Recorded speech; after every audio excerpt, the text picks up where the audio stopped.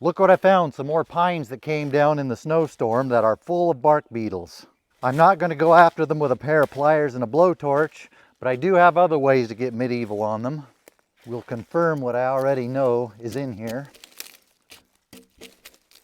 On the last pine beetle video, I tried to get some footage of what was in there, but most of that video had a little mishap. I have these little ips beetles in here, which are deadly to pines.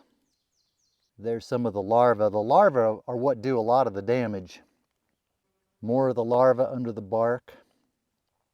The grubs or the larvae, they do the most damage to the tree, but when they become adults, they'll fly off so they can lay eggs and do more damage to more trees. Damage meaning killing them. What's interesting is these logs are just riddled with them, but if we go over here, I have a pine that's about the same size as the other ones. It came down in the same storm, but I don't see any sign of it having bugs in it. I've looked over the whole length of the tree, and I don't see any bug dust.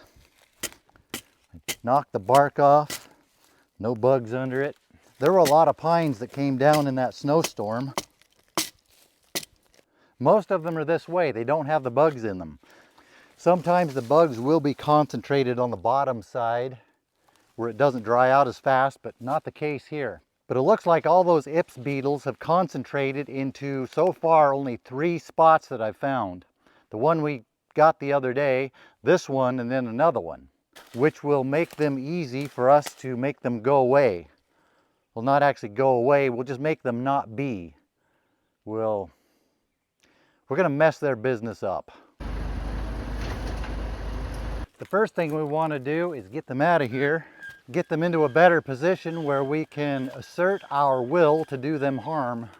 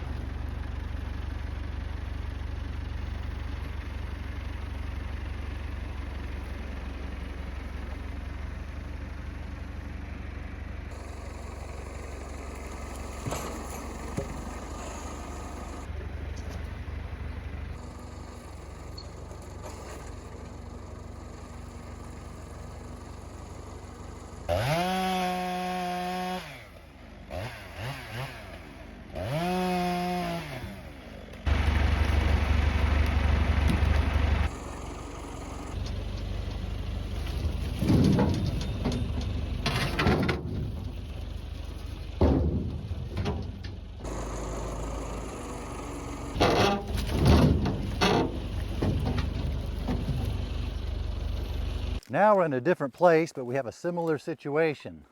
Downed pine tops full of pine beetles.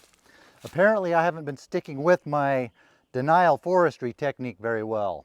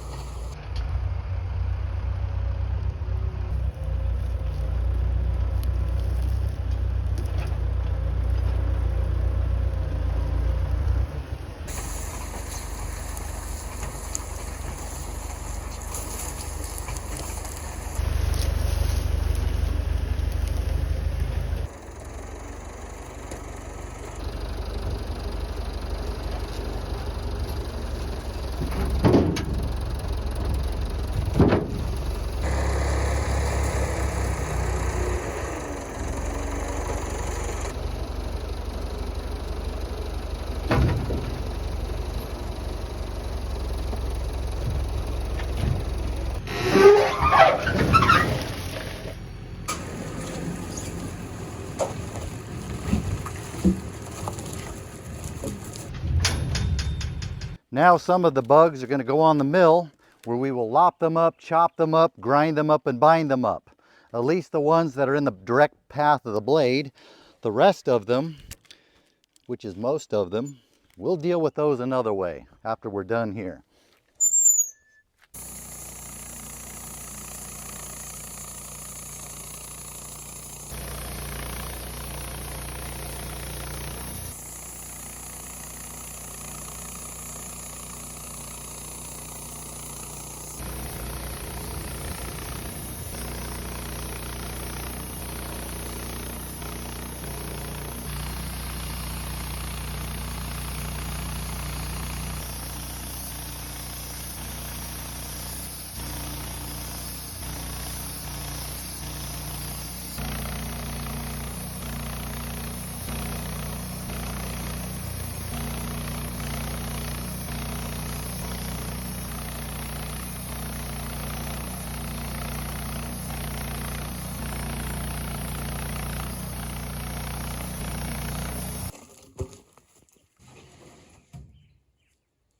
These are, of course, too small to mill, so we'll put those back in the trailer and deal with them another way. And this box showed up in the mail. It says it's from Rick from Two Brothers Outdoors. I hear a buzzing sound in it. Bzzz. Gets even louder when I shake it up. I bet I know what this is. This is that box of black flies he said he was going to send me. I told him we don't have black flies around here. He said he was going to send me a box of them. I told him I didn't want them, but he sent them anyway. I think that's rude, trying to give me black flies. I'm going to send these back. I'm not even going to feed them. I'm going to shake them up, make them mad. Now when he gets them back, maybe they'll be mad and hungry and they'll bite him. That serves him right for trying to send me black flies. I don't want black flies.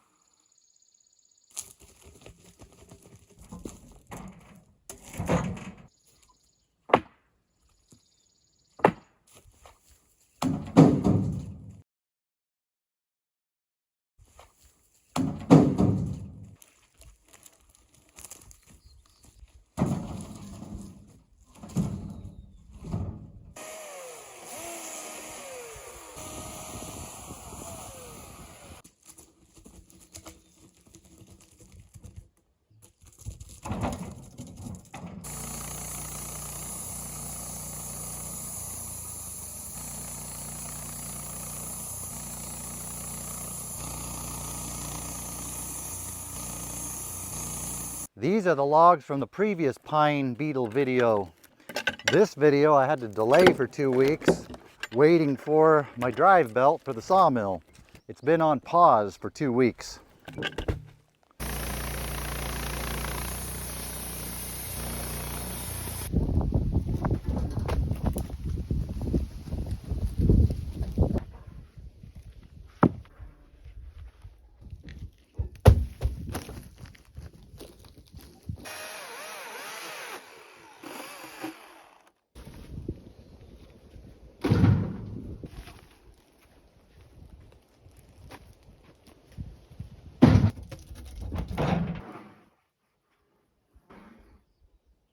Of all the logs we've milled today, this is really the only one that's big enough to be worth milling.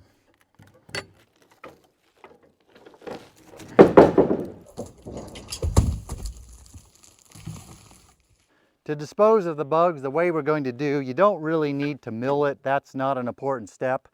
The main reason I'm doing that is to make a smaller pile that I have to deal with. Instead of a big pile of logs, we'll have a smaller pile of just the part that didn't make lumber. And probably one of the biggest reasons why I'm milling these up is I seem to have a compulsion to not want to waste wood, even when I have an extreme abundance of it and not a huge market for it around here, even when it's not really profitable, which could just be an indication that I could use some psychological counseling. That may be the biggest takeaway from this part of the video, so you can just ignore this part of the video. We'll soon get to the part where we dispose of the bugs.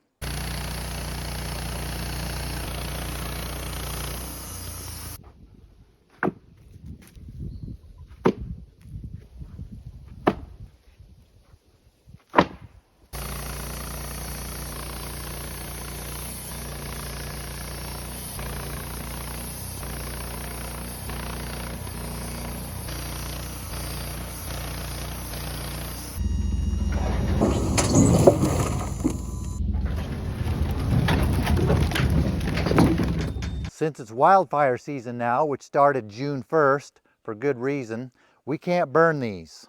We're gonna have to find another way to get rid of the bugs. We could peel the bark off of all these pieces with a draw knife or whatever your favorite bark peeling tool is. You can get it done.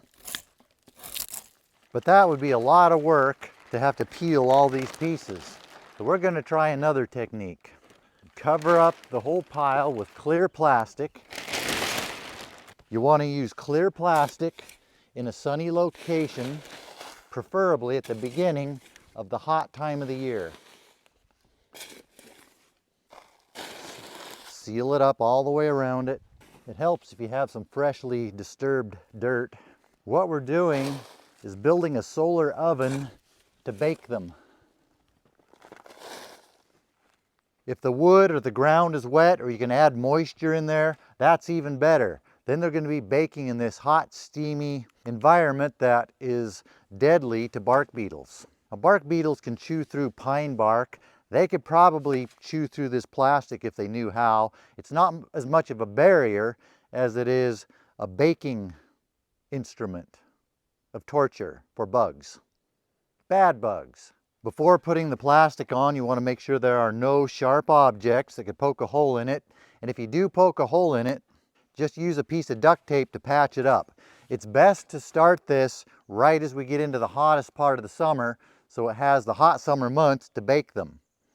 If you leave it for 2 or 3 months, should do the trick. Then you can use the wood for firewood or whatever you want. It's also best to use just one sheet of plastic if you can, so you don't have to splice multiples together and risk leaks.